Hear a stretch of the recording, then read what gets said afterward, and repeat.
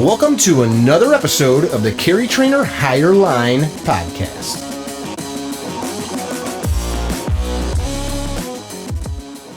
Hey there, everybody. Welcome to another episode of the Higher Line podcast, a CarryTrainer production. We have an interesting guest today. He is a medical professional as well as a gun toter and law enforcement officer. It's a pretty weird combo. You're a dentist and a cop, and part owner of a yoga studio, right? Yeah, my family owns it. Yep. Dr. Sherman House, which I'm pretty sure is a TV character, but whatever. Tell us about you, Dr. House. Well, I live in Nashville, Tennessee, but I'm originally from Washington State, and moved out to Nashville about 15 years ago to go to school, and then just never left. And I went to undergraduate at Gonzaga University in Spokane, Washington. They call it Spokane out here. And Spokane. Yeah. And then Spokane. Yeah, I went to the Meharry Medical College here in Nashville for my DDS, and then I went to Metro General Hospital for my residency. I see. You've been a practicing dentist for a while, and you post some scary pictures from time to time on your social media feeds. Yeah, it's one of the things I kind of enjoy about dentistry is that it's you just never know like what's going to walk through the door. There's been a lot of strange things that I've had over the years, like people that come in that think that they split their lip a little bit and scuffed up a couple teeth, like in a fist fight, and they end up having a broken jaw, or they come in because they have a chipped tooth and they actually have like a benign tumor growing in their jaw. Had a guy come in one time that couldn't open his mouth all the way, and when he drank water, it came out his nose. Okay. And as it turns out, he'd been shot like very recently to when I saw him, and with a 45, and the bullet went in his maxilla and spun around and kind of did a weird curve and blew out through his sinus, knocked out two of his teeth on the backside of his lower part of his skull, and then the bullet like went down into his cheek here and then fragmented and then kind of spun through his mouth, and then a piece of it ended up over on the other side. And it was a kind of a weird thing because I'd taken a picture of it, when that had happened. Why did he come to visit you in the first place? Because he couldn't open his mouth, and he couldn't, or when he drank water, it came out his nose. So keep going. I just wanted to remember why you said he showed up. Yeah, and so I took pictures of it and shared it on social media, and it kind of started making the rounds, and Clint and Heidi Smith ended up sharing it on their outlets, and then in kind of a weird, I don't know what you call it, but when I saw you at TACCon this past March, I went to a balloon ballistics lecture that a fellow was giving there, and he had pictures of it, and you're like, excuse me, that's actually my picture. Well, his narrative was a little bit off from what actually had happened. So I kind of raised my hand and I said, well, actually, da-da-da-da-da. And he said, well, how do you know? And I said, well, those are my pictures. Like, that was my case. And he was like, oh, about that offline. Yeah. So that was kind of an interesting day. And then, just a lot of the stuff is just pretty, mostly just dealing with infection. Routine dentistry. I got a couple questions about that and comments. Sure. So you're a medical professional. So at that point, it's up to you to figure out what this guy's course of treatment should be. Like, do you take him to a general surgeon? Do you tell him, hey, we got to get you to a hospital? No, in that guy's case, because it's a twofold problem. So we call that an oral antral communication, or the hole between his sinus and his mouth. That's not that big of a deal. Like, that's a fairly easy surgery to accomplish just routinely. The problem is in your office you would do that? Sure, yeah. Okay. But the bullet that was lodged down here, if you put your finger like right on the angle of your mandible, you kind of feel that there's a muscle there, and then there's kind of a blob of tissue underneath there. It's called the parotid gland. That's like one of your major salivary glands in your mouth. Oh. Inside that is 5 branches of your facial nerve. So those control all of the muscles on that side of facial expression. So if you go digging around in there and you bang into one of those nerves or cut one of those nerves inadvertently, the guy's going to have like a permanent palsy, permanent paralysis after that. So it's not something you really want to do unless you're doing it under like very, very controlled conditions, and that would be in an operating room. And then the other thing is there's a pretty good sized artery there that can get kind of messy, and you want to be able to have control over somebody's circulatory system, so you can kind of ramp pressures up and down if you need to mitigate blood loss. So what ended up happening to him? Did he go to a No, I took him to a oral surgeon friend of mine who when you do this stuff for a while, you get kind of a legion of coworkers and colleagues that you can kind of call on and say like, hey, I got a humdinger for you. Can I bring this guy over and we do this thing? And they're like, everybody's always up for academic challenge. So sure. Common conception, somebody comes into a medical office with a gunshot wound, you got to get the police involved. So the cops have to get called in this instance? Yeah, I mean, I've I know that's kind of a thing. In this case, because it wasn't like he got shot in the parking lot or got shot in a parking lot across town and then came in. Like, there was a little lapse. The reason being is that my office at that time was located right across from a bus station that came directly from Texas, and so there was a lot of people traveling from Mexico up north that was their bus stop. So I think when that guy got off the bus, he saw that there was a Subway restaurant and our office, and saw that we spoke Spanish and decided that that's where he was going to go.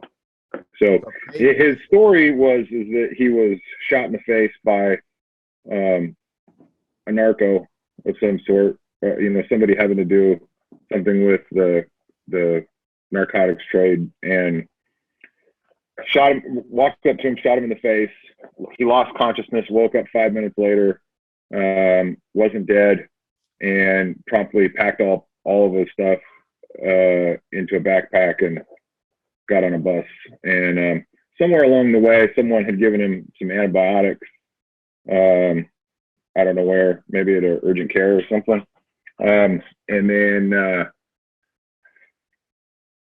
kind of patched him up a little bit, but it wasn't anything too definitive. So you're the guy that, like in the gangster movies, where it's like, we got to call Dr. House. The back alley guy. Yeah. A barber chair and you pour whiskey on him. And yeah, I got it. So if I ever, I'm coming to Nashville, if I need some covert medical treatment, it's not going to be pretty, Mick, but you'll live. That's right. Yeah. Hold on to this. The other interesting thing, which I don't know if this was part of that discussion at TechCon, you can get shot in the face with a big caliber handgun and keep moving, keep living. That's you know this, but people listening, we automatically assume, because the movies tell us that if you get shot, you just fall down and die, or if you get hit on the head, you get a concussion and die. But this guy not only didn't die, he was completely mobile and living. Yeah.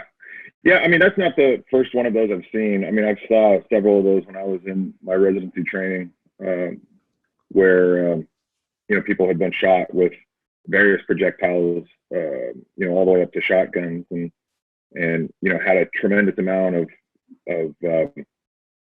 maxillofacial damage, like what we would call like mid-face injuries. So below the eyes, but above and sometimes including the mouth. And when I was, another one that I saw that was kind of strange when I was in, so this is kind of a long, long story, longer. I've worked in public safety or public service like for about more than 25 years now. I started out as a law enforcement cadet, did that for a while. That was in Washington. You were doing that? Correct. And then got a law enforcement degree, and then ended up getting eventually a philosophy degree and a cell biology degree from Gonzaga. And pardon me moving around a little bit here. It's okay. And then when I was doing my philosophy studies at Gonzaga, an elective I took was applied medical ethics. So I got to be on the medical ethics board of one of the hospitals there. And it was a Catholic institution, so they, you wouldn't think that.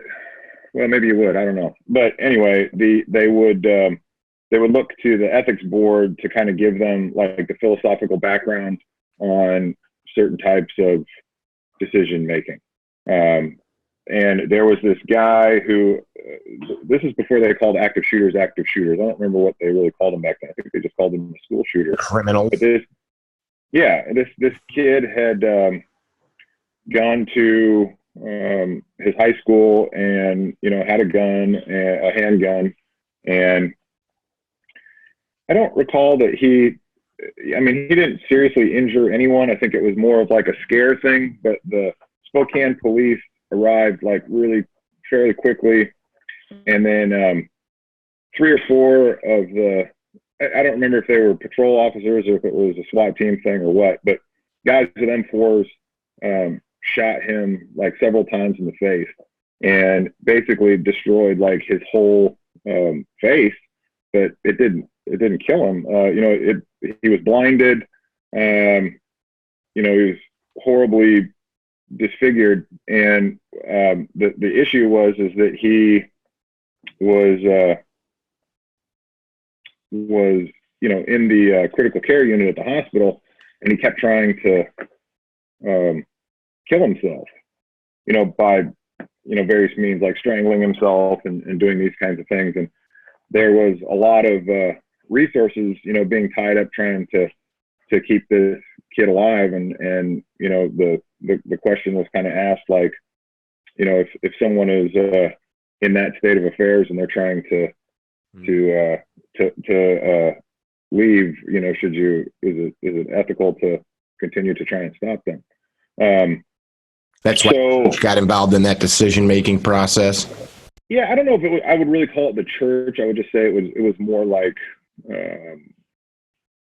guidance, just like their opinion. A lot of that stuff is based on like the philosophies and the writings of like Thomas Aquinas. So, and then a whole bunch of other biblical and Catholic scholars. Aquinas. Oh, okay. Yeah. So anyway, that was another one where, like, if I told you or anybody that we hang around with, like, oh yeah, man, this kid took 4 rounds of Hornady cap out of 16-inch M4 to the face, you'd think that, well, that dude's history, Yeah. But the round's performance was not very penetrative, so it ended up just creating these really shallow, but like, and destructive, but not destructive to the point where it affected his cognition or his brainstem at all. Mm-hmm. Mm-hmm. It's like that famous guy back in the railroad days that I forget his name. Oh, Phineas Gage. Yeah, there you go. Had that with the tamping iron through his head. Yeah. Yeah. And he lived for years after that. Yeah. top of his head. Yeah. Yeah, we're pretty. And that, of course, that changed his behavior. So maybe I'll take that back. Perhaps it did change his cognition and his personality to a degree, but I can't say what. I think he's still alive. I have no idea. If he is, he's no doubt like institutionalized, because he would have been, you know, even if he was given, you know, life in prison or something like that. I can't see how he would ever be able to be. You know, he's blind. I mean, he has like no eyes. So, you know, he would be definitely a patient, or you know, an inmate they'd have to keep sequestered from everybody else, segregated from everybody else. Wait, what a waste of life. So yeah, you're still doing active law enforcement stuff as well as pulling teeth and fixing holes in heads. Correct. How does a guy find the time to be a medical professional and do that? And why do you do it? Well,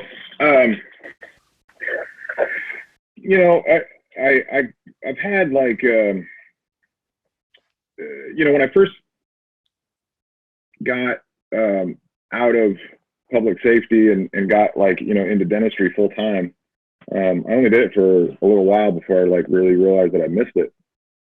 And you know, around that same time is when the political downturn for law enforcement, you know, nationwide started to happen, and you know, cops kind of became, you know, unduly treated for, you know, actions of you know, isolated incidents, and you know, around that same time, I started to think that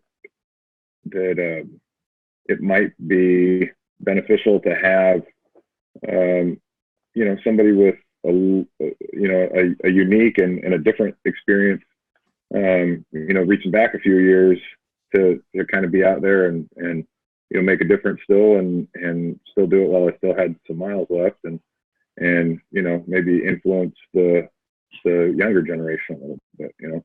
And when I first got into it, it was pretty common for, you know, guys to train and, you know, train independently and independently of what the department provided. And around here, it's not terribly common. You know, when I go to classes around here, I see the same 5 or 6 cops that I see at every class, you know. Funny, dude. I traveled to see Chuck Haggard a few weeks back when he was near here, hour or two north, and I rolled up, and it's like you said, like there's a handful of dudes I know from their coppers or different guys that you see on the training circuit, and yeah, from all over like 100-mile geographic area. Like, hey man, what's up? You know, I don't see anywhere else, but yeah, it's small. Yeah. I mean, it's a strange thing, and it's, you know, like I read Greg Ellifritz's from Active Response Training's, you know, weekend knowledge dump, and I kind of, you know, I go through that thing and I sort of curate a little bit. That can be daunting. He pumps out a lot of info. He does, and but you know, I read those articles, and you know, a lot of those ones he writes about are how, you know, your department is providing just, you know, the minimal amount of training for you, and you know, to the layperson or the outsider looking in, you wouldn't really think much of that. You know, you just go, oh yeah, sure they are, you know, like big deal. But when you're in it, you know, and you really look at like what is provided, it's really not very comprehensive, and it's you know, Chuck Haggard and I have talked about this at length. You know, I think it's probably, if I had to like quantify it, I'd say it's like 20 years behind what we commonly do in private sector training classes now, except for, you know, like isolated guys, you know, like you know, centrifuge training. But that guy's material is not widely accepted. It's accepted by many, except you don't have XYZ PD in every town in USA saying, hey, Will come, and Will stuff's great, but that's the problem. Well, we don't need that. We have never had done that. I had a discussion last night on topic, but kind of a sidetrack. I had put up a video yesterday of, and I believe you commented on it, a group of dudes in Wisconsin, just over the border from me, like 8 or 10 of them dashed into a North Face store and just grabbed like 30 grand worth of merchandise and blasted out. And I posed the question, what would you do if you were there? And it was a couple points. One, it was amazing to me. I finally deleted some comments last night because it was getting kind of racist stuff people were saying. And there were literally dozens of people that thought we were suggesting that you should just shoot these people, which of course wasn't the point. But a cop got on there and said some pretty rude comments to me. So later in the evening, I thought, I'm just going to do a little live feed to make sure people understand we're not talking about shooting shoplifters. So I'm doing this live feed, and this guy's kind of being a smart ass. So on Instagram, which is what we were using, you can invite somebody to talk with you. So I said, all right, smart ass. I hit the button, and he was man enough to have a discussion. And basically the discussion matriculated into, what do I know about training? So I was like, well, kind of a lot, but that's not the point. And we started talking, and one of the things that ticked him off was I said a lot of law enforcement officers have very little firearms training, and that's kind of a categorically problematic thing across the country. And he finally admitted, I go, well, how much does your department have you shoot a year on their dime? How much do they facilitate you training? And he goes, 150. And somebody was like, hours? No, rounds, man. 350 round boxes of ammo. And that's I'm like, well, that's kind of a lot, because some guys only shoot 50 rounds. So I think the public has this gross misconception.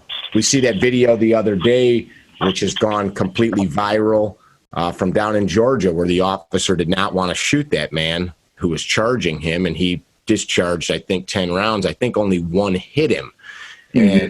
And then his partner ended up shooting him after he had taken his partner hostage with the knife. But people saw that, and then they're like, man, that cop can't shoot. Or handguns aren't effective. Well, he only hit him one time. But then you and I know this whole paradigm of having to be able to move and shoot and process information, and he didn't want to shoot him. He was trying to give the guy the out.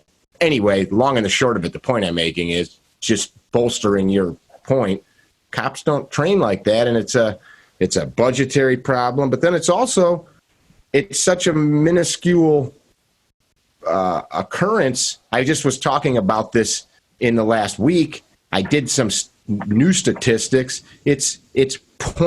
So of all of the interactions of law enforcement, and then I'll shut up, in the country every year, the millions of interactions between a law enforcement officer and the public, the millions of times guys with badges or gals with badges interact with somebody, from traffic stops to felony warrants, ends up in 0.000 zeros and a 3% of those end up where a police officer discharges a weapon. And then, if you extrapolate how many of those maybe could have gone another way, it's such a minuscule thing in law enforcement that the cities and management has to say, how much do we actually spend in this?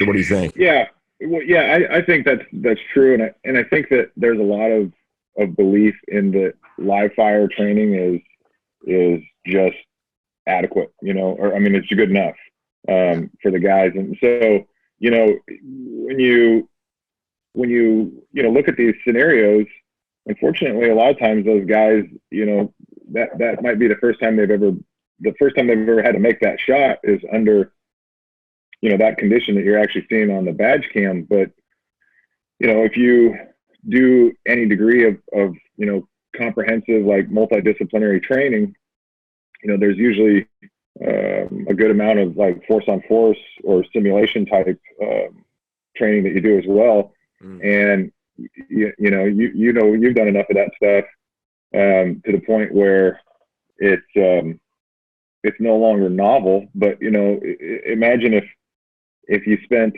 if the department mandates that you spend, 8 hours a year on the range in your in-service training, if they took that 8 hours and made it a good solid 8 hours of instruction, and then 4 hours of evaluation, and then also did, another 8 hours of force on force training, where you have, the officers being both the officer and, the aggressor, the bad guys, that would really change a lot of people's perspectives. And I think it would be, a good thing. Some of the most useful experiences that I ever had, like when I was a cadet, was being a bad guy, at the academy.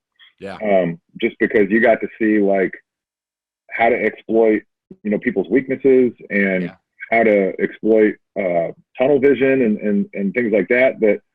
And even officer safety stuff. I won't go into the detail about that just for obvious reasons, but things that you can do, or things as an officer that you need to do to make sure that you're not leaving, the suspect any leeway to get the advantage on you.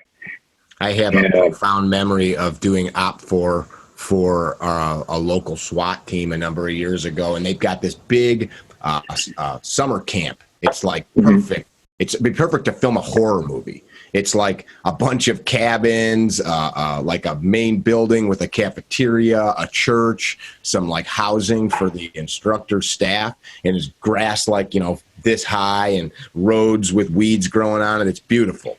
And there's still furnishings and stuff. So we're boarding doors up, and I've got a bunch of young cadets from the local Explorer program out there. And so I show up with handfuls of nails and screws and screw guns and hammers, and we're boarding stuff shut, stacking furniture, and these guys are just working on breaching and getting into buildings. So we're making it super hard.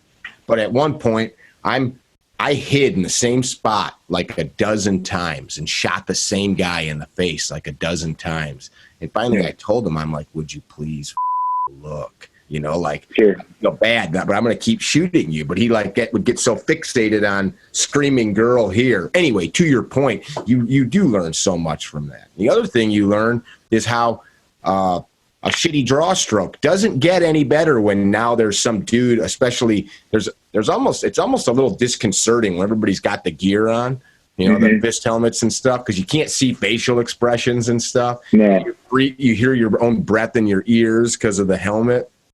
But your draw stroke doesn't get any better. Your ability to pick the sights up doesn't get any better. So you start to really see, like, if your core mechanics of how you handle a weapon and your footwork, how you move, you start to see stuff get degraded really quick. Yeah. And as much as I shoot and train, even when I still do the force on force type classes, that are law enforcement centric. And, every time I do that, at the end of the debrief, when they ask you, like, how many rounds did you fire at that guy? I shoot all the time, and a lot of times I'm not correct, so, when people say, like, why'd that guy shoot that dude like 7 times, and it's like, sometimes, until that guy like falls off your front sight, you just keep shooting. Yeah. That's one of those discussion points that when news anchors or people in social media try to make like a 1-sentence comment on he was trigger happy, have no understanding of how the human brain and subconscious really works, especially under stressful situations. And organizations like Force Science Institute have made a lifetime studying that. It's one of those things when you look at it big picture wise, as much training as I've had over the last, decades and the stuff that I still do now, there's times where, I still think to myself, like, man, I feel like I just scratched the surface on this. Like, and I still feel, I wouldn't say, I feel prepared, but at the same time, I still feel like there's so much more ground to cover. I've noticed myself. I've got a big swath of friends like that are local cops to world champion shooters, and I go shoot with the world champion guys, and then of course it's like, I suck. But you don't need to be that good to protect yourself or to win a gunfight. The argument always is, well, if you're that good, it's amazing. Most cops or average folks don't have the resources to shoot 50,000 rounds a year and do that. So I bring this up because it's like we can always be better, but I focus on, and I tell this to all of our students, like, make sure you can draw efficiently, hit targets 20 yards and in at will, where you're not worried about, do you have the skills to see the sights and press the trigger? You're like basic stuff. We get fixated on how fast can I reload and how fast can I shoot through a VTAC target from 4 positions with my carbine and then transition to my pistol. And you know what I mean? Yeah, I mean, I think all those things are helpful in that, like, you're trying to attain a high level of proficiency, and if you're always trying to jump over a 10-foot bar, hopefully in real life you'll never have to jump over anything higher than 4 feet. Yeah. But if you can do those high high skill on demand types of drills and procedures, then I think it makes life a lot easier. Like, we've all seen that the guy that has been either a concealed carrier for decades, or a police officer for decades, or security guard or something like that. We get them on the range for training, and they're having a heck of a time, trying to do stuff that we actually take for granted, because it's something that we've drilled down to the point of it being second nature, but they're just having a struggle with it because they're literally like trying to think it through, or copy what they've seen somebody else do, and which isn't necessarily the right way. You teach enough, you've seen this. I mean, there's people out there that just have like broken mirror neurons. Like, you can go like, okay, hold up your hand like this, and then they're like this, and you're like, no, like this, and they're like this. Yeah, I know exactly what you're saying. Yeah. I just had a guy like that, and he was a sweet man. And I wanted to grab him by the face. I wasn't angry, but I'm like, just stop thinking. Just let it. It was like, I'm going to try so hard. The wheels just kept falling off. Yeah. That comes from people trying to make this shit harder than it is too. Yeah.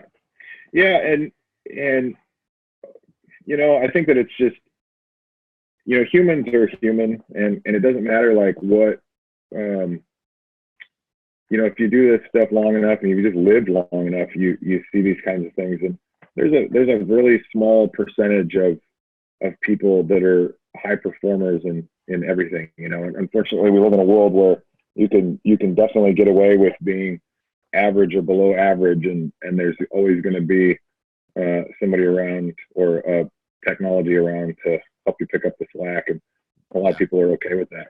And so I want to make sure that, because of your comment, people understand I'm not suggesting we should aspire to a low level of proficiency, but if you don't have a high level of proficiency or the time or the resources to do it, you should at least seek out some key things. That was my point, that I'm not a race car driver. I drive a pickup truck, so I don't need to have the skills that a Formula One driver has. But I need to know how to swerve to avoid an accident, and how to brake quick, how to do a fishtail to impress people. Yeah, I think Claude Werner, the tactical professor, he's written a series of articles, kind of like relative to like what he feels are evidence-based, bare minimum standards. And, I guess the problem with this current, I think Claude started it. And then I think like some of the YouTube videos where it's like observational comment sort of stuff on incidents, those are cool, but I don't think you can like completely hang your hat on those things, with 100%. I don't really think it's the same as evidence-based medicine. Understand what you're talking about. You're talking about dudes that take a shooting or violent incident, and then they do a little debrief. Here's what you're about to see. So Dr. House walks in, and then they base training dogma on what they see. That's what you're describing. Yeah, and I think that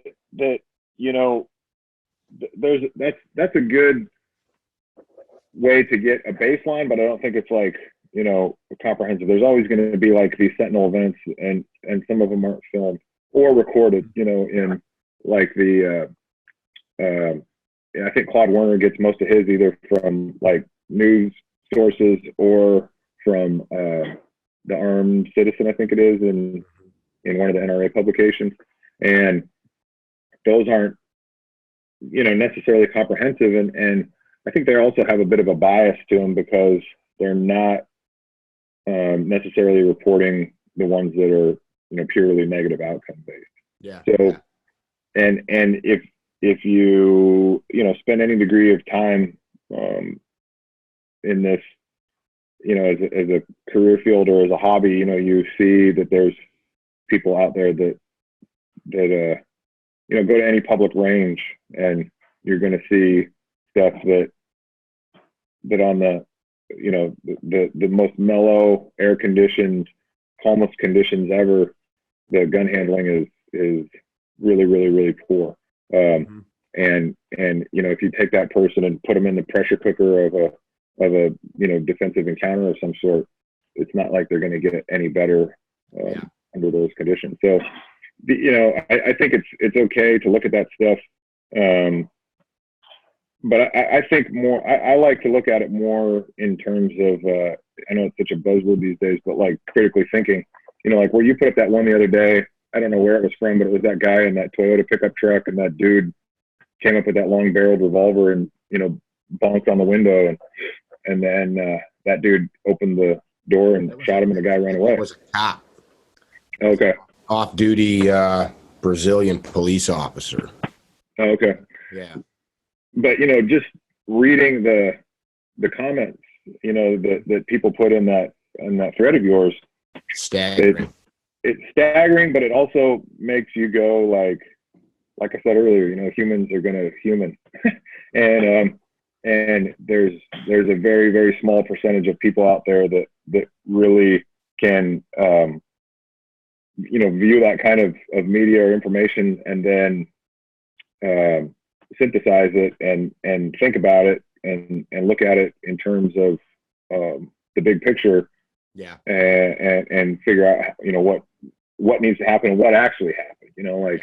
How many people said like, oh well, obviously he missed that guy because he ran away, or he must not have been a very good shot because he didn't shoot that guy when he was running away. Like when you're off duty or you're just if you're just a Joe citizen, if you engage with the bad guy and you shoot at him, or the gun comes out and he just runs away, like, man, that's the win. Yeah. And people get, I think, that line blurred a lot, versus because we have so many, players in the game now that are trainers. People think that, the military trainers and the law enforcement trainers and the civilian trainers, like they're not, if you're teaching civilian classes, like you have to kind of teach with the mindset, with the presentation that you're teaching civilians that are going to use this stuff in a defensive situation. And I think that a lot of those guys do, but the audience doesn't necessarily interpret it that way. They look at it like, oh, if I'm learning this stuff from, special forces or tier 1 military operator, like I'm supposed to go after that guy and like wipe that dude out, or if I'm learning it from cops, like I'm supposed to go, chase this dude down and put him in a pair of flex cuffs until the cops get there and stuff. And it doesn't work like that, like it's up another buzzword, context. Yeah. And you're just trying to, if you scare the heck out of the guy and he runs away and you, get on your phone and tell the cops that you just, had this happen, then that's a win. And I think a lot of people really miss the point on that, like there's It's not a something that you can just take a cursory look at and develop. We talk about it with students as practicing a craft. Not that protecting yourself is a craft, but there is a large amount of information as you're describing. I like you're talking about with the analyzation of these videos. I've talked about this with a couple of the guys that have the huge YouTube channels that do it and have gotten well known because of it. And I remind people that we're often making decisions watching very untrained people. And he may have been lucky, or he may have had a good outcome or a desirable outcome, but I'm not going to base what I do or my training or what I teach people off of what an untrained person got lucky with or whatever. It's kind of silly. It's kind of silly. Yeah. It's like, oh, I slipped and almost fell, but I caught myself. So I'm going to do that. No, I'm going to walk a little more sure-footed next time and not slip and catch myself. It's goofy. Yeah. I mean, I think a lot of it, there's always going to be the weirdo things that happen just out of the blue that no matter what precautions you take and what steps you take, to have a tactical advantage, somebody's going to get inside that. And that's going to happen. But, I feel like the vast majority of those are just simple, like what Paul Gomez used to call like a failure to grok, like it just never occurred to them that they were walking into something, that was going to happen, just really, really obvious stuff. And one of the things that I always kind of think about, and I always think about writing an essay about this and putting it up on my site, and then I just go, 7 people are going to read it because there's no gun pictures in it. But all of the people that I admire, whether in the fields of like surgery or defensive firearms usage or law enforcement training. With that? Male exotic dance. Oh, sure. That too. That's important. Or even like, in aviation and race car driving, all that, like all of those people are really, really good at their jobs because not because they're aware of what's going on around them. They are aware of where they are. So like, like the term proprioception. So like, your hands always know where your other hand is. Like, those people are able to navigate those things and do the things that they can. For example, like precision flying airplanes, the way that you're able to precision fly an airplane is not only do you know the proximity where you are to the other airplanes in the formation, you also know your proximity to the ground and your proximity to any other traffic. So that's a lot of things going on at once, and the dudes that are really good at that, and if you take that and you put that same thing into like high-speed driving in the law enforcement context, it's the same thing. If you put it into the context of you see like Jerry Mitchellek, like just mop up on these nationals and stuff, like that dude like knows not just like where the targets are, but where he's going to like press that trigger on that target and where his feet are going to be, but he knows it unconsciously. So just like you have little control inputs into the stick and the rudder of an airplane or into the pedals and the wheel of a motor vehicle, the same kind of thing applies. And when you look at those situations that are almost always like an ambush of some sort, whether somebody is at a gas station and walks into a robbery, or is in the convenience store and the robbery occurs while they're in there. I mean, all those are like a surprise it's happening, type of situation. But there's usually like some kind of indicator leading up to it.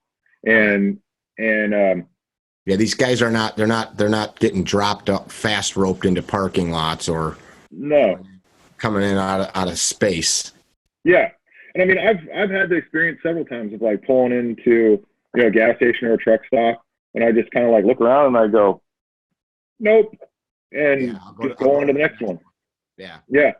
And so, you know, the problem is that I think a lot of times people overvalue convenience and undervalue the safety aspect of it, because they just think, you know, I just need to get, you know, a soda and some Pepto-Bismol and hit the road. How often do we hear from students or loved ones, well, I don't need my gun, I'm just going to the store, or I don't need my gun, right, in a nice neighborhood, or I don't need to have my pepper spray because I'm just taking the dog for a walk and my street is safe. Well, that's where all that bad shit happens. It doesn't happen. Yeah. You're not in Kabul or yeah, you know, somewhere in Iraq. You're in the place that bad guys show up and do bad things. Yeah. Or, you know, the people will say like, you know, I got to go over to the east side of town today, so I'm definitely bringing my gun with me. Mm-hmm. But they don't normally carry a gun. It's like, well, why do you have to go to the east side of town? You know, like, just don't go. If it's that bad, don't go. Yeah, yeah. That's a great point. That's the argument. I have a neighbor of mine, very successful guy, hugely successful, like multi gazillionaire. And he told me one time, I'm 70 whatever years old, and I've never needed a gun a day in my life. And I'm like, that's cool. Like, you've never, that's awesome. Never had to, but the day you do is the day you do. And if you don't, you don't. And that's awesome. But like, that's not a good argument, because when you do, that's like, now you're talking like life and death scenarios. It's like I carry an AED in my truck and I've never had to use that AED. I hope I don't ever have to pull it out, but I have it. I hope one day I have to send it in to get refurbished because it sat there so long and the battery goes dead, but I got it. Yeah, it's silly. It's a silly. You got to change the batteries in those, you know? Yeah. I know. Okay. This one's a new one. But you know what I'm saying? I hope it just sits there and just goes in for the refurb and never gets used. But I'm not going to carry that because I've never needed to deploy it. I've never come across somebody that's in AFib. So I'm just going to leave it in the garage. That's just, it's silliness. It is. I know what I was going to say. I've kind of AFib though. You don't shock people in AFib. What's that? I said not AFib though. You know what I'm saying. Yeah. You don't act like you're a doctor. You're a cop, right?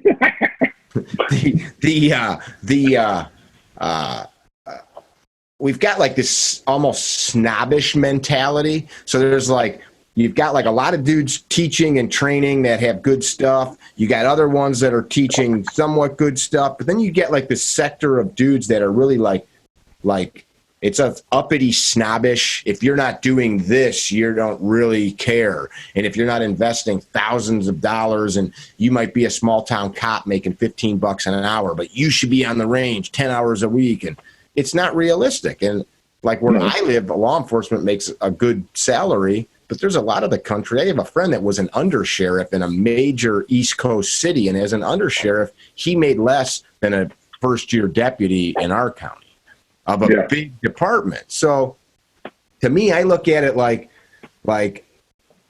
there's people like yourself, and you talked about, you named a bunch of folks like Claude Warner, Paul Sharp, all these guys that have good training backgrounds and good material, Greg Ellifritz. Those guys like yourself go out there and do the hard work, and you're like an apostle, so to speak, you know, to use a term people understand. It's like you're never going to probably invest the years that I have, because it's also a hobby for you, right? You enjoy it. You like reading about it. You like going to the classes. You like sitting having beers with the guys talking about pearl grips and J-frames, and a lot of people don't like any of that shit. So you develop all of this knowledge, and if a couple % of it matriculates into the hands of the guys that need it or gals that need it, then that's just kind of the way it works. You know, that's kind of how I look at it. Yeah. I think that, I mean, you know, in terms of improvement, you know, that's kind of the main thing I think that any of us are looking for, you know, in terms of our own self-study, is you want to get better as time goes on. And that's one of the cool things about, having trained over a period of years. When I look back at what I was doing in the 90s compared to like what I'm doing now, I was decent in the 90s, but I'm better than I was then. And when I look at at the writings and stuff that I've done, over the past 5 or 6 years that I've posted on my site, compared to where I'm at now, things evolve and you change and you kind of clean up your game as things go on, as time goes on. And it's weird to say, but it is very much like a pursuit of any martial art. I mean, it's agree. You get to the point where when you talk to the new guys that are really obsessed with right, yeah, and it just after a while you just really, that stuff doesn't matter at all. Like, you dumb that's what you want to say. Well, you just I'm just kidding. It's really easy to want to throw money into anything, and that seems like it gives you a philosophical false economy, where you go, hey, like, look at this, look how much money I spent on this. Yeah, and really it's not like that at all. Like, I remember I went to a competition, an IDPA competition. This is years ago, like probably 10, 12 years ago. And the guy that like cleaned everybody, he had a Smith & Wesson Model 59 in like an Uncle Mike's nylon holster, and then like a crappy Uncle Mike's mag carrier. And he had like a leather, belt that you'd wear with your jeans, like not a gun belt, and had like stock sights. I mean, this thing was just like raw metal on the top from where this guy's wedding ring scraped across this gun. And that dude was like just a blazer. I mean, he couldn't be stopped by, there's guys out there with their fancy guns. And this was like well, it was an IDPA club, but they did like outlaw matches where, like everybody can compete against everybody. So, you can have like open guys competing against guys with stock service pistols, all that. So that guy like mopped up everybody. And I mean, if you look at his gear, I mean, I don't even know if that was state of the art, like in 78 or whenever that gun, was really kind of at the top of its heyday, in the pinnacle of production for Smith & Wesson. But he sure didn't get that memo. And that's always kind of been one of those things that sticks in my head. Now, sure, yeah, is it when you get to a point of performance, does that start to make a difference, like where you can like shave time off or reduce the amount of effort that you have to exude to achieve a specific performance goal? Yeah, maybe. But at the same time, I've been shooting M&P pistols now since 2008, and I have like some of the 2.0 pistols, but I still use the 1.0 pistols just with a 2.0 barrel in it, and it's stock. Otherwise, I don't have Apex parts in it or anything like that. I put a set of Warren sights on it, or Savigny sights on it, and I paint the front sight orange. And like, that's what I carry on duty. That's what I carry in my own off time. I got a light pin in Gabe White's class with that gun, and I'm going to get a turbo pin next month in that class. Yeah. So yeah, I mean, are you going to get the turbo? Oh yeah. Yeah. Yeah, I had the funny thing is I've got a couple of those light pins.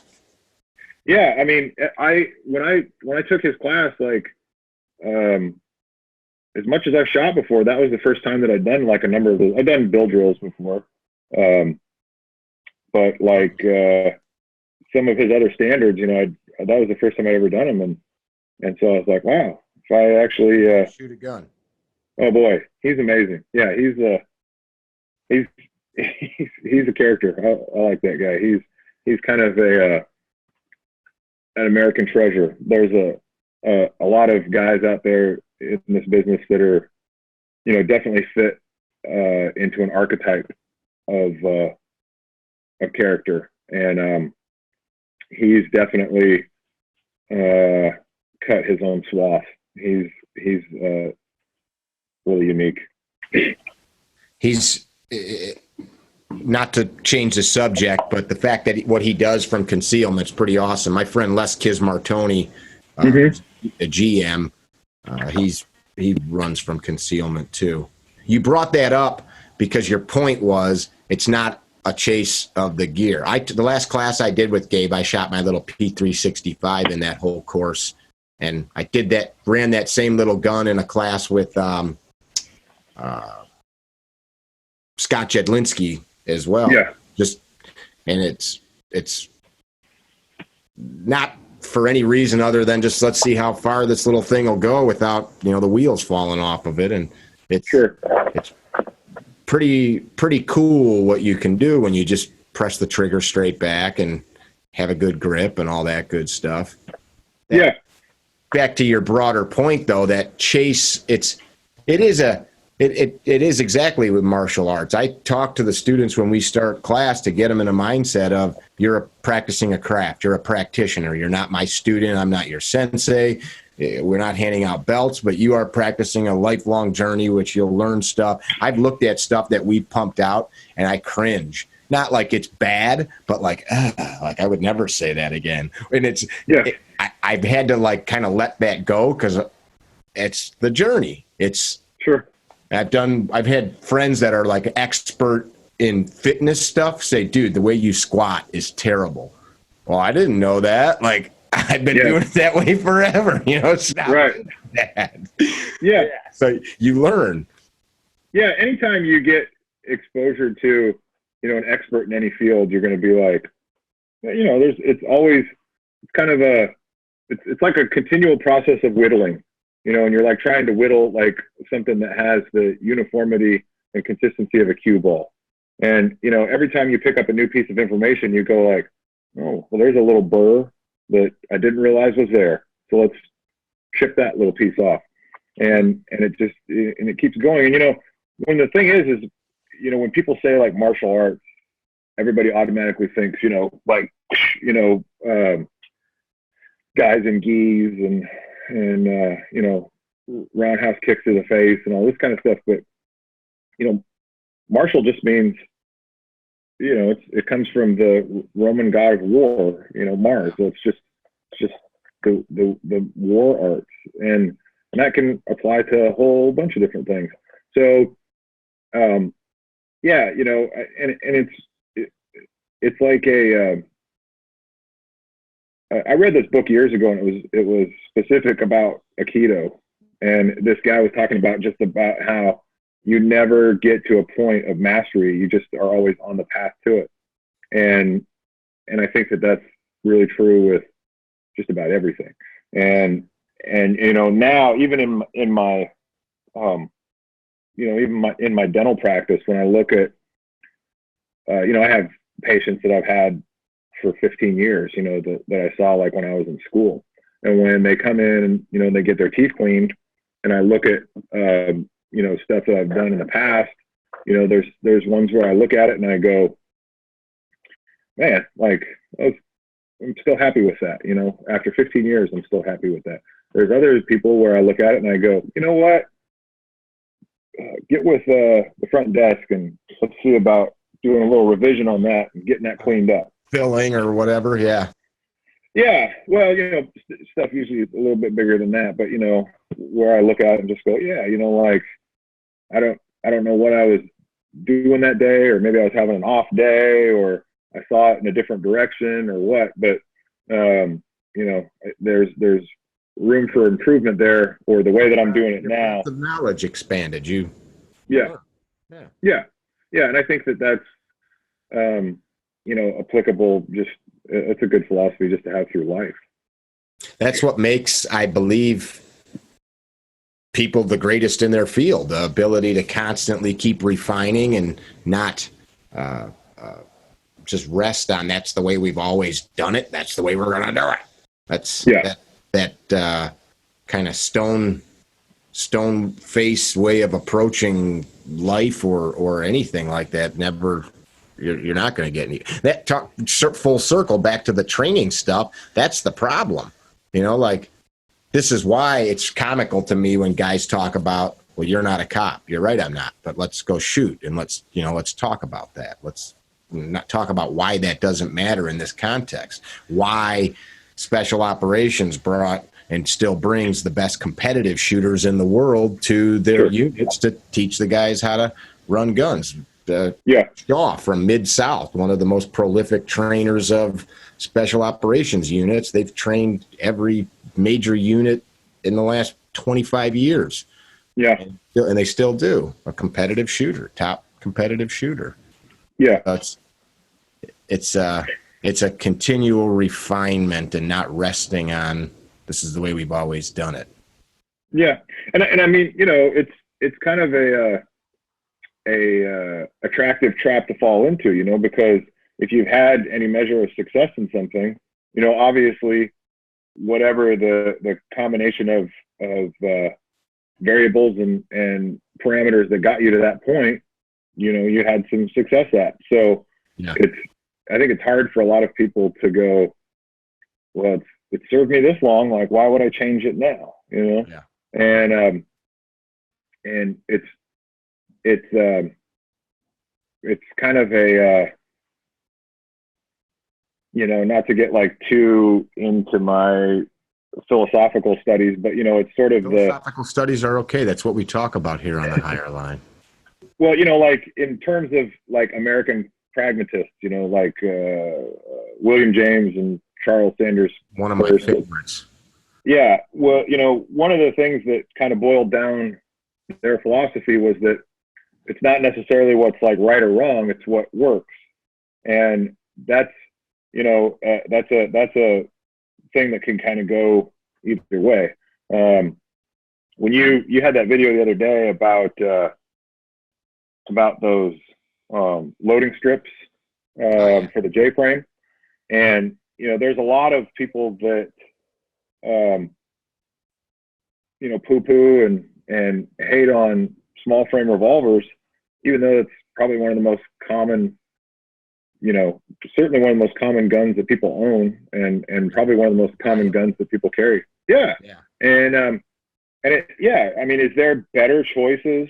Like, if you're gonna have to get into some type of altercation, is there better choices out there? Well, of course. But the one that you have with you at that point, it might be a J-frame, and that might be what works at that moment. So that's one of those things that, like, I think the deeper you go down this rabbit hole of training to be prepared for violence, you have to answer that for yourself. Like, sure. This movement now where you need a Glock 34 with an extendo mag, with an extended mag and a sidecar holster with a frickin' 11 million lumen light attached to it, with a tourniquet strapped to each leg. And like, yeah, that's cool, man. But that doesn't fit really good in my lifestyle. Yeah, or I'm at the beach. I'm going on a freaking beach trip with my kids. I guess what? I can't. Well, you don't really care then. You should have a Magnum PI Hawaiian shirt on. Like, no. The point is, this was the point I wanted to make. Like, what's the goal? And if my goal is to live and not die, I don't want to. It's not living to me to revamp my entire life to always have a machine gun with me. I'm about to take my dog for a walk in an hour or so when you and I finish, and I'm going to have a J-frame in my pocket because it'll sit there and not go off in my pocket, and I can deal with whatever I need to. Yeah. Yeah. And, that's the thing where, I think guys like Claude Warner, make a lot of sense. Like, would I rather have if I have like a bank of, let's say, 100 credits or whatever you want to call it, 100 units. If I had this bank of 100 units, would I rather have distributed from this bank 85 of those units into my proprioceptive and awareness capabilities and 15% into my marksmanship, or would I rather have like 15% in my proprioceptive and awareness abilities and 85%, in my marksmanship? I think that there's got to be a balance there, but a lot of times, your choice in equipment puts you, it affects one of those things, adversely. So, one of the things that Claude always talks about is these guys that say like, oh, you got to carry a full-size service pistol, a light, a med kit, just basically like 7.5 to 10 pounds of EDC equipment. If you have to carry all that stuff every day, like go get like a real job and try and carry all that stuff. If you have a real job, I just talked about that with him. The same thing. Keep going. Yeah, and if you have a real job where, like I'm lucky, I'm a statistical outlier. Like I do what I want, and I can hide. I could hide a pair of guns underneath a scrub shirt and a lab coat if I wanted to, and nobody's going to say a thing. Not to mention it's your office, right?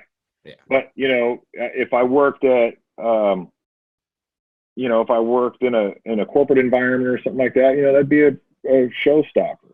And so, there are times where I have to be like discreet and like go, super low pro James Bond like, and could I get like a P365 and get real keen on one of those things? Like we've talked about that before.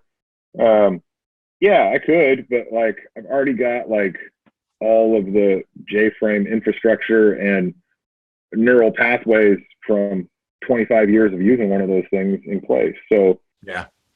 Could you put a P365 in my hand and with a short amount of like workup, could I get to that same level of proficiency? Yeah, I don't know, maybe. But like the thing that I always think of is, the gun may be on sale at CDNN for $4.99, but then I'm going to need another $500 of magazines and holsters and crap, to get it to where it's the same level what I have with my J-frame, holster wardrobe and whatnot. And like, what do I really gain there? I don't know. Yeah.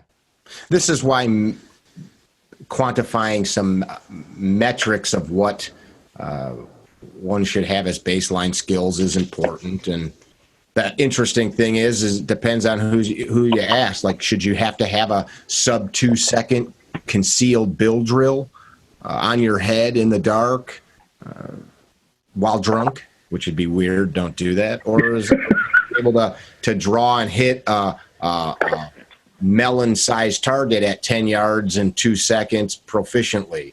There's like, what are you trying to do? It's you have to be able to attach some metric of proficiency to that.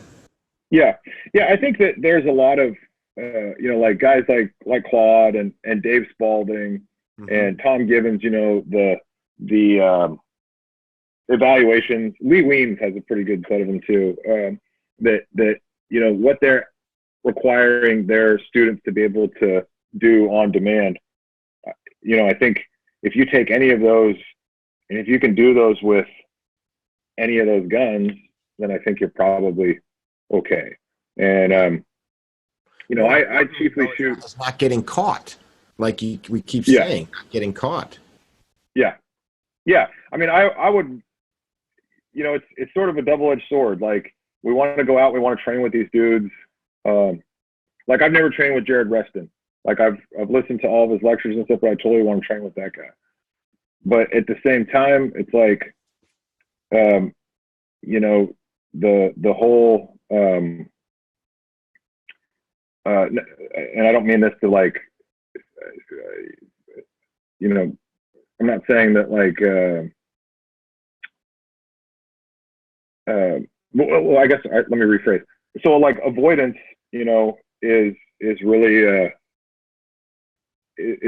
kind of the marker of success, right? If you win 100% of the fights that you avoid, and we'll all live to be 120 years old if we have really successful avoidance skills. And yeah, like you said, the problem is it's just like not getting caught. So, and while you can strive for that, it doesn't always work that way. I mean, I've always, when I early on in my life, I had a moonlighting job as an armored truck guard, and those guys are kind of universally panned, for a number of reasons. And I think that probably in the last 10 years, that's turned into a far less desirable career or job path than it once was. When I worked there, I was the youngest guy that worked there, and I was the only one that didn't have like military experience, like combat arms type experience. And all the dudes that I worked with when I first started there were all like pretty highly skilled guys. There was like one of the guys I worked with was one of the SBS guys for the Navy SEALs. Oh, wow. So, he drove the truck, and I was the guy that ran around. And that dude ran that armored truck. I imagined exactly how he ran that boat for those guys. I can't say because I didn't do that, but it sure seems The like same level of proficiency and correct, and timing and yeah, and moving around like a busy shopping mall in a blue uniform with a truck that weighs 50,000 pounds and is a giant loud diesel engine and going unnoticed is quite a feat. And it's one of those things where you're either really good at it or you're not. And the truck crews that were not really good at it, those guys had problems, and either with mundane things like people blocking them in, like so that they couldn't, drive away easily because of their positioning, or being targeted for ambush or for robbery. Like despite taking every precaution and doing all that stuff right, me and my partner, like we had a robbery attempt before, so which wasn't successful for them, and didn't have to fire a shot. Just was a matter of essentially like beating them to what Craig calls like the initiative deficit. We initially lost it and then regained it like very, very quickly. Talking about Craig Douglas, by the way, of Shiv. Yeah, correct. And that's one of those things where I did that for 10 years. Like I paid my way through college, and in the time that I did that, there was about probably about 4 to 6 robberies a year in the area that I worked. So it was a fairly common thing, and the guys that were consistently like the high performers in that job were the guys that could really go unnoticed. And like I said, I'm 6'4", like I weigh 260 pounds. I mean, I'm not a little guy, and I'm bigger when you stack all that crap on me. And there was guys that worked there that were bigger than me, but that they could blend in and move in such a way that they were like not invisible, but functionally invisible. And I always thought that was like an admirable skill to be able to kind of adopt into your acumen. And everybody's kind of talks about like being the gray man and blending in and all this kind of stuff, and not wearing cargo pants and certain brands of shoes and all this kind of stuff. I think that's, it has to all do with the dude that's wearing the stuff. I mean, you could wear all that stuff. Yeah, you could wear all that stuff and still just disappear. I mean, so Ella Fritz has talked about that kind of stuff a few times in his writings. Yeah. So I guess what I'm saying is, I think it's really good to get information from dudes that have like literally been in shootings and done, undergone horrible things. But it's also a good thing to get the perspective from the dudes who have either, never fired a shot and basically like moved through it like quietly. Some of the best training I ever got was from a dude that was a reconnaissance guy in the Army, and or was a forward observer. That dude never. His job was not to be seen, right?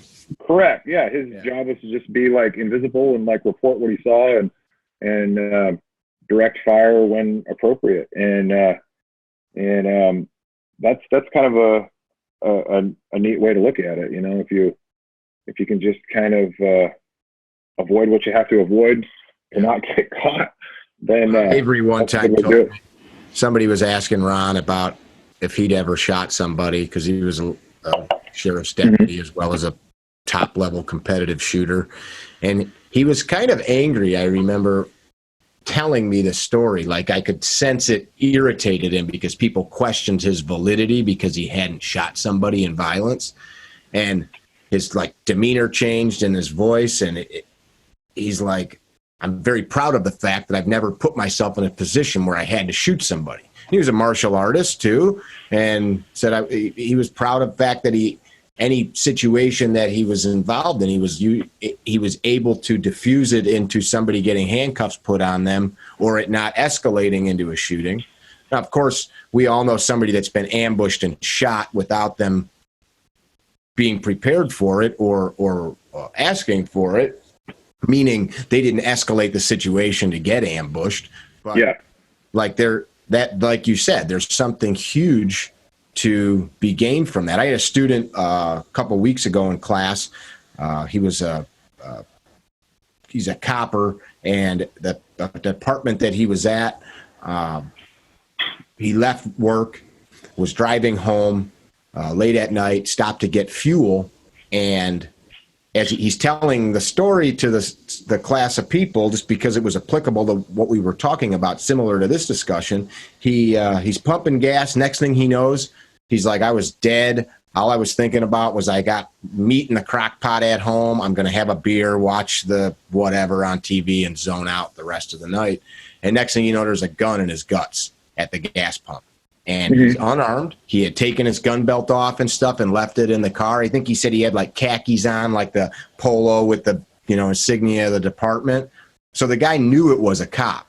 And he said all he knew was grab the gun. The guy had discharged. It was a .45 through his hand. And he said he ended up, like, by the time the cops got there, this dude was like beat half to death.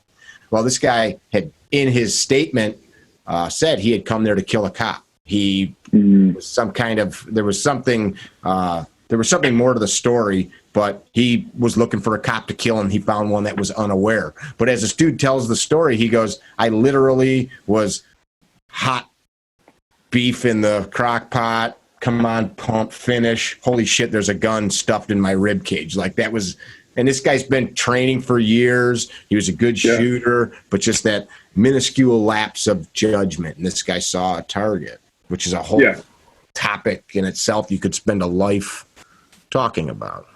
Yeah, that's kind of a weird thing. It's sort of one of my pet peeves is when I'm going around, just running errands, going to the grocery store and stuff. When I see somebody that either looks like they're either going, to work or they're coming off shift and they're in uniform.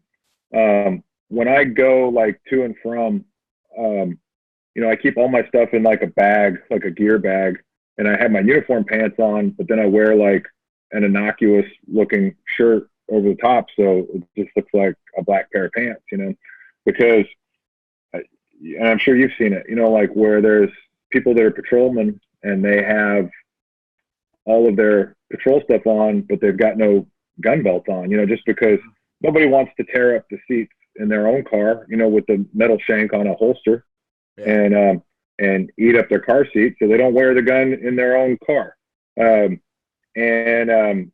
that's cool if you've got, another gun that's not going to eat up your car seats. But when you're out there and you're in a uniform, like whether you're on duty officially, like in service, or whether you're just like getting gas or, stopping by Kinko's on the way to the office, you're in the eyes of not just the public, but also the people, the ne'er-do-wells out there. You're on duty. Yeah. So it's something to kind of be,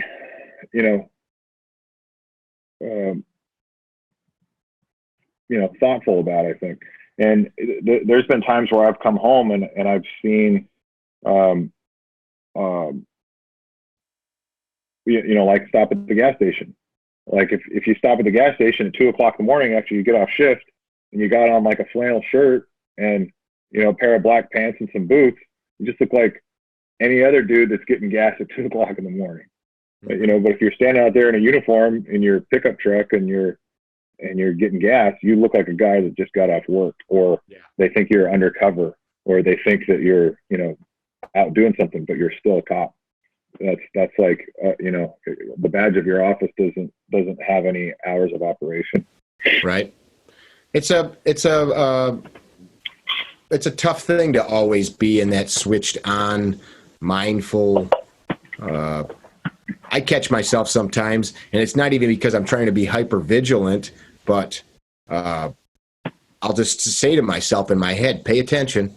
And it's maybe as I'm on a road trip, I'll realize I'm starting to zone out. Not that I'm falling asleep, but you get complacent watching the trees and telephone poles go by, and I'll tell myself, pay attention. I'll be standing in the checkout at the grocery store, and I refuse to pull my phone out and just start checking emails to kill 30 seconds because I'm too bored to be able to sit without staring at my phone screen in the checkout line. And I'll just tell myself, pay attention. And it's not even because, again, I'm not trying to be hyper vigilant to like look for bad guys, but it's a weird world that we now live in with so much stimuli and how much is required from us. Throughout our days, we're so beaten down by pressure. I know when I was in the trades 25 years ago as a young man, even just 25 years ago, life was so much simpler. You got up, had some breakfast, drove to the job site. There was no cell phones. You had a radio, and you'd tune in some country or classic rock, work for 8 hours, drive home, make dinner, watch TV, play in the backyard, go fishing, whatever. That was life. Now you're constantly accessible all day, every day, and people look down at you like, well, didn't you get an email? Well, no, I was in the bathtub. Well, yeah, didn't you get the email? I was in the middle of my child's christening, but didn't you get my text? Yeah.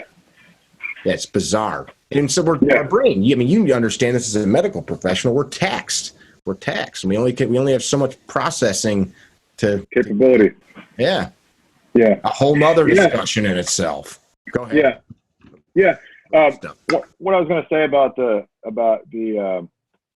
being switched on, when I worked in the armored truck field, that was where I really got good at being able to do that. Just because, here's a little short story. Okay, so when you work that job, there's anywhere between like 2 and 4 people in the back of one of those trucks, depending on what the function of that particular truck and route is. Did you say? Yeah. Mm-hmm. And so this one day, I was doing like a check ride with this route. And one of the things I used to have to do was change the cassettes in these ATM machines. And so, any ATM machine has a a cash cassette inside of it that holds, the money. It doesn't come from a magic tube from the bank or anything like that. And those have to be, turned, serviced, rotated at certain intervals, like depending a on thing that's got stacks of cash in it, and you slip one thing in and take another thing out. Mm-hmm. And they usually have like some type of mechanism inside of it, like a conveyor or like basically almost like a big spring follower, that allows them to feed in the machine. So, and they're large and they're heavy because they're filled with money. Money is not light. And so several of these machines though operate in different ways, and the cassettes are different shapes. So you kind of have to get skilled at, being able to do these different ones. So I was at this machine or doing this route with this guy who was basically like an expert. And he was a tunnel rat in Vietnam, and he was a small Japanese guy, and super cool, and carried like 2 guns on his belt, which was kind of unusual back in those days. Like he actually carried one in an appendix, and then he carried one on his side, like a normal duty holster. I thought that was kind of cool. And his whole thing is that when he was in a position like crouched down to work on these machines, it was a lot easier for him to get surreptitiously to the one next to his belt buckle than it was to get, with this big movement of his shoulder or, his arm and the shoulder to get to the one on his hip. So that was thing one. The other thing is we went to this one stop where an armored truck crew had been killed, and the bullet holes were all still there. Like they never patched the bullet holes outside of this store, and so to see that as like a 21-year-old kid, and have somebody say like, keep your head out of your ass, and every time that you're out here and you're not in a vault somewhere at the base, you're a target, and you got to be wary of that because the danger can come from anywhere, and not just people trying to kill you. People crashing into you and doing any other kinds of things. Anytime you're stuck in that truck somewhere, whether you're blocked in or somebody T-boned you or something, like the clock is running. You're in trouble. So after seeing that was kind of like a good sharp wake up call to be frosty anytime. Yeah. And because, the thing is, at the end of the day, like I feel for those guys. I saw one the other day, like doing something incredibly stupid, and I actually recorded on my phone. And I thought about, like, why would anybody ever think that was a good idea? But, that's a hard job. And I always say that, like, they're out here dying for your money. If you have cash in your wallet, like, thank one of those guys because they got it to a bank so that you could have it. That's it. That's a good way of looking at it. But it's a really dangerous job, and it's a strange way of life. But yeah, it's it's one of those things where unless you are really, really, really switched on and aware, you're quite dangerous. You're driving a 50,000-pound missile, and it's compact. It's not like it's a semi-trailer. If it goes off the road, it's made out of aluminum. It's going to fall apart. Like, those things don't fall apart that easily. So, you can smash right through a concrete Jersey barrier in a median with one of those things, with just a not careful little swerve of your path there. So yeah. One of the takeaways listening to that is it's very analogous to life, though. Our lives are mundane. We get complacent with shit. And you could do it. I one time remember being at the dentist, and as a younger guy, and the dentist and I were friendly, and when his hands were out of my mouth, I'm like, "You're sure you're not killing me right now? Because it feels like you're freaking killing me." Like, little things that we do that we take for granted, talking about flying airplanes, driving cars, cutting in people's mouths, shooting guns, even in like a friendly range environment. It's all, we take a lot of our personal safety for granted. And it's, I think a lot of people make it to adulthood in spite of themselves. You know what I mean? Yeah. Yeah, no, absolutely. That's why, I mean, I do occasionally teach, firearms stuff, like real topically, like usually it's like a little minutia type thing, at different things. But, mostly I teach medical stuff, and like when I, met you at TACCON thing, I was there teaching at Tom Gibbons's thing, teaching about improvised medical stuff.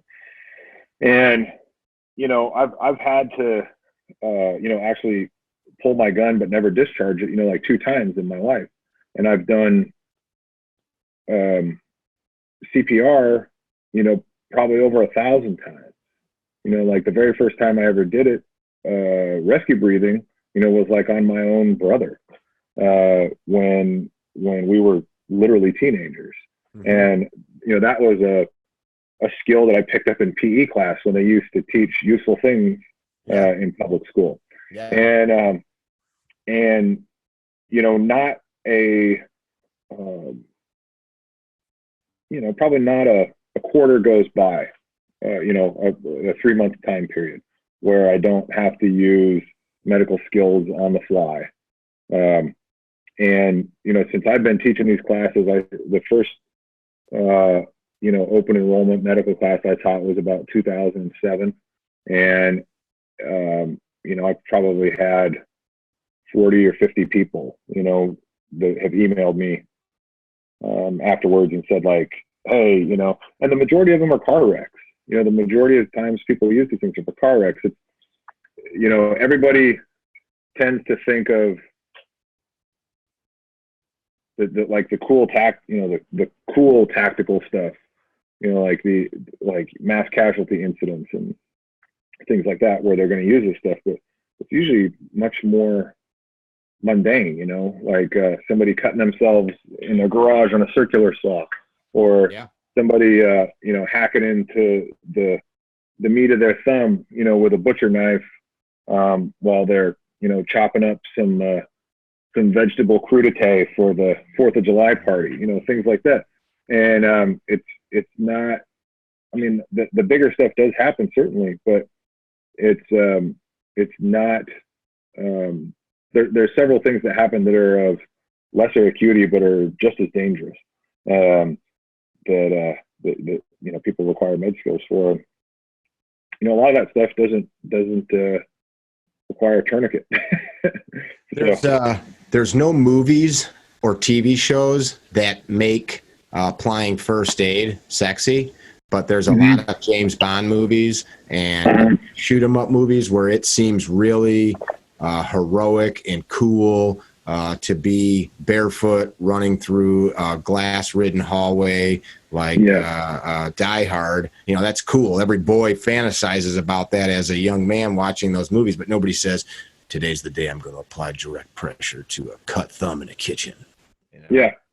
Yeah. I'm with you, man. I don't know how many times in my life I have, it's got to be in the 40 to 50 range, applied some level of first aid to somebody that really, really needed it. My wife and I were in an airport a year or two ago, Major O'Hare, a guy stroked out waiting to board a plane, and nobody moved, nobody did anything. And like, even once I began to act, people still were like, what's he doing? Why is he touching that guy on the floor? Like most people, I gave a Heimlich maneuver to an old gal a couple of years ago at a local diner, and afterwards, she probably weighed 80 pounds. I'm holding her. She's slumped over my arm, and I'm telling the waitress to call the 911 because I don't know if I've jacked her up, yanking on her. And I look up, and everybody's like frozen, holding their forks, like the whole restaurant. It's like, come on, people! Like, let's move here. It's a silly thing not to have those skills. Yeah, and I mean the Heimlich maneuver is one of those things that people know what it is, and they think they sort of know how to do it, but they don't necessarily know how to do it on the fly. you know? Tell you what, I never had done it for real. I did EMT school years ago, which I'm actually signed up to go back to in this fall semester at our community college because it's been so many years. But I'd never done it to a human being. And I remember thinking like, where's it at? Yeah. It was like, well, she can't breathe and she's turning blue, so I'm yanking away, whatever. Yeah. If you feel anything bony, you're too high. Yeah. Go right underneath it. But to your point, though, you're right. I remember I thought like I've done this enough times to dummies and felt it on students and stuff practicing, but it's just like a real chest compression. We don't really practice that on living flesh. And then you're like, at that point, if you're doing it, it's okay to fail. You figure it out, right? Sure. Yeah. And I mean, I could tell you the very first time that I ever did chest compressions on an actual person was frightening. And I actually looked, this is when I was a police cadet, and I actually looked at the police officer that I was with, and I said, like, you know, like there was an audible noise, like that. And I felt the ends of his ribs, you know, on my hand.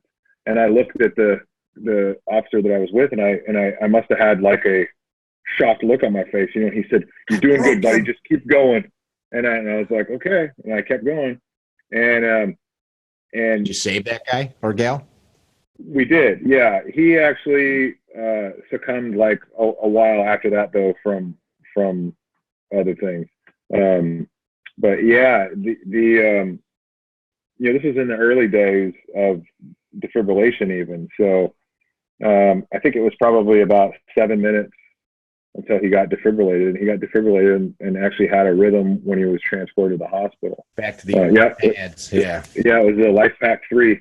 And that was the first time I ever saw, like, you know, there's actually sparks, or not sparks, like sparks, but, you know, there's electricity that you can see. Yeah. That with the old paddle types. Now it's all directed, you know, focused energy, and there isn't, it's not that dramatic. But yeah, that was my first leap into full-blown CPR. Like I said, I'd done rescue breathing about a year and a half before that, so I wasn't totally foreign to the concept, but it's something. And now, you know, I'll tell you, like, when I tell people, like, when they're practicing CPR, you know, or doing the classes and stuff, you know, they tell you to rotate, and when you're doing it on one of those dummies, you know, it seems like, why am I rotating? You know, it's like not that hard. Like, it's not that difficult to do. Boy, when you're doing it for real, like, you have got like a river of sweat running off of your nose. And I mean, you could be on the side of the road in 20-degree snow, and you're still going to just be sweating your ass off. So that's a lot of physical exertion. Yeah. I always ask people, we've been going an hour and 40 minutes. I always ask people that come on our program, don't always, I sometimes do, and because you're a philosophical sort, this may be the only chance you get to interact with some of the people that are listening or watching. If you could leave one thing to them that you think is meaningful or valuable or purposeful, what would it be? Buy war bonds. Silver. You know, I really would say just that the value of medical training, and not just, you know, I know a lot of the people that are listening to this have probably already had like some TCCC type derived, you know, training with you know, tourniquet and wound packing and compression, and then hopefully chest seals too. But like, there is, that's good things to have, because when you need that stuff, that's the only thing that's going to suffice. But, you know, there are a variety. Don't poo-poo the American Red Cross, like, basic first aid class, or you know, something analogous to that, because that stuff is tremendously valuable. Like I can't tell you how many times in my career, whether working in uniform law enforcement, working in uniform, fire, EMS capacity, working in the emergency room, and even, you know, in my practice now, where people just come to you and, like, you know, hand you an injured or a limp person, you know, of whatever age, and they're just like, fix this, you know, and they have no inkling of what to do. And medical things, probably a lot like construction stuff, never get better with time. And, you know, if you've got problems now, 5 minutes from now, your problems are going to be compounded. And so I think that, you know, early intervention, regardless of what the injury or the disease state that's going on, is always a good thing. So, but you know, again, it all kind of boils down to awareness. If you don't realize that, you know, your grandma's having a stroke at your younger brother's bar mitzvah, then you're not ever going to know.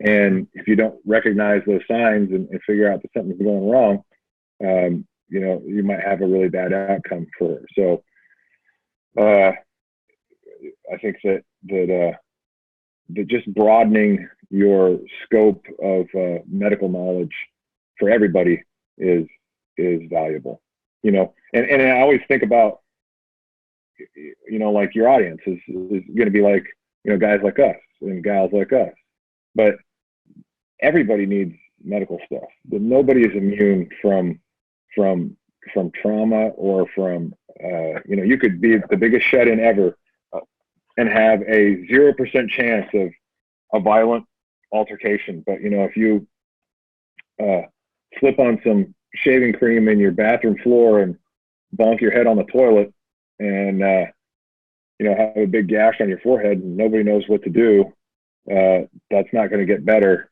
in the next 15 to 20 minutes. No joke. My wife worked with a gal whose husband hit his head on something in the bathroom, and they found him bled out in the morning. Yeah, it happens a lot. Yeah. I mean, it happens frequently. Yeah. And, you know, everybody kind of thinks that, you know, like, falling off a ladder is dangerous.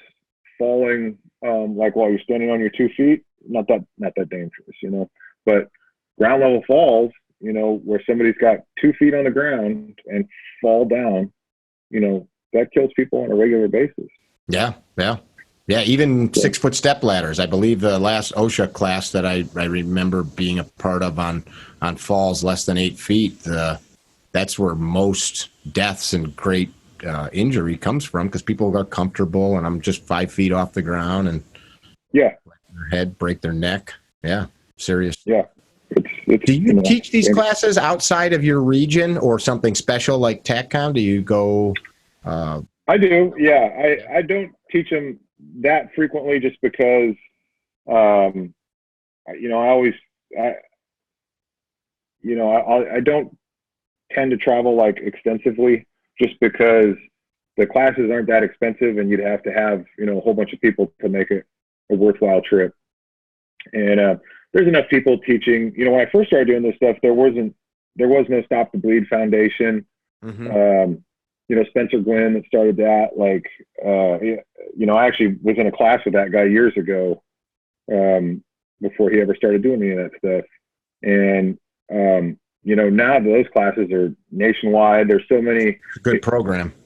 Yeah, there's so many guys that are, you know, former military that have combat lifesaver and TCCC type training, that you can get that stuff everywhere. So, you know, my spin is a little bit different. I don't teach it really aimed towards the tactical guys. I try and set the bar for, like, people that are, you know, lay people, which kind of makes it a little more accessible, because there's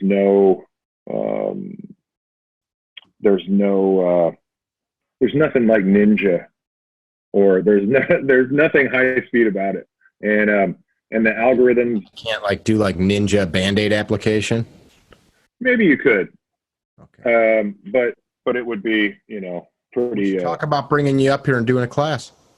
Sure. Yeah, I'd love to. That'd be good. That'd be good. I appreciate you taking the time. How do people find you? You've got a website? Sure. I've got a website. It is civiliandefender.com. And then on Instagram, I'm Dr. Sherman House. Dr. Sherman House. That could be like a porn star name, too. I just thought about it. That's yeah, I don't know. Maybe. Yeah. Is Dr. House in? Scan up a west, the whack whack one out. Combine that with your exotic male dancer thing earlier. You've got a whole show. I just got you all quiet and blushy. True story, and I'll end this serious conversation on this. I had a class recently where a group of guys that sold medical devices, like 6 of them, came to class as like a team building exercise, and one of them, this little tiny guy, super quiet, Italian. I forgot his last name. I shouldn't say it anyway, but we're having dinner, and his boss said, ask so-and-so about what he did before he went to college. And I'm like, what did you do before he went to college? And dude looks at his boss like, why are you doing this? And I'm like, well, what was it? He wouldn't say. So the next day they tell me this guy was some well-hung porn star back like he was probably in his early 60s now. So we're talking like the early 80s. He was doing porn. And he had like so one of them tells me like what his porn name was and stuff. So I start calling him by the porn name the next day. Oh no. It was hilarious. So, I was like, I trained porn stars is basically where I was going with that. Yeah. Good job. Yeah. Well, I'm sure the industry appreciates a man of your caliber. He's safer now. I appreciate you taking the time. On an honest note, it was a very good discussion. We covered a broad swath. We didn't talk about too much of your dental practice. Maybe in a future episode, we can talk about that. You can give people some good tips on how to keep from having to see you. That's always a good thing. Yeah, that's usually the most terrifying type of podcast that anybody ever wants to hear. I mean, there's people that would probably rather deal with serial killers and axe murderers than go to their dentist. So I'm a huge proponent of a couple of professional cleanings a year and not waiting till things are rotting out of my mouth. Yeah, that's a good way to do it. Mm-hmm. Yeah, for sure. Brother, I appreciate the time. Don't hang up. We'll talk offline here in a second. Folks, if you have not subscribed to this podcast, please do. You can also, if you're watching this on YouTube, hit the like and subscribe button. If you dig these episodes, share them with your buddies. It is what helps us grow. And when we grow, we are able to continue to keep doing this. I dig it. I know that Mr. House was kind enough to come on. So do me a favor, go check out his stuff on Instagram and his website. Follow him. You're going to learn a ton of cool stuff. He posts very interesting topics and pictures, and some of it's kind of creepy and disgusting, but that kind of stuff makes the world go round. This is Mickey with CarryTrainer.com. Tell somebody you love them today, and please, oh please, oh please, do not be a dickhead. Be well. Goodbye. Visit our website, CarryTrainer.com, for information about classes held throughout the U.S., CarryTrainer apparel, and upcoming projects. You can also email us at training@CarryTrainer.com for information about setting up your own private course or speaking engagement. Training@CarryTrainer.com or CarryTrainer.com.